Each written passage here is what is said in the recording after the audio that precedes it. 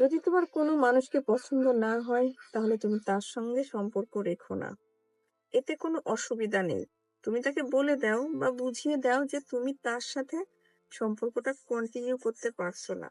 হ্যাঁ, এতে হয়তো সেই মানুষটার কষ্ট হবে, বড় একটা ধাক্কা খাবে। কিন্তু সেটা হবে একবার, তাতে দোষের কিছু নেই।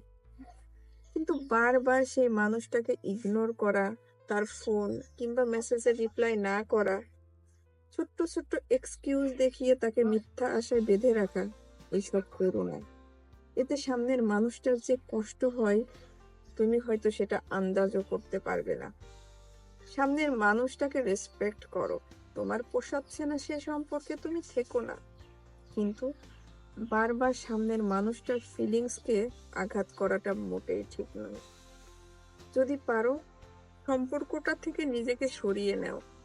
আর যদি না পারো, তাহলে অন্তত সেই মানুষটাকে এবং সেই মানুষটার ফিলিংসকে সম্মান করো।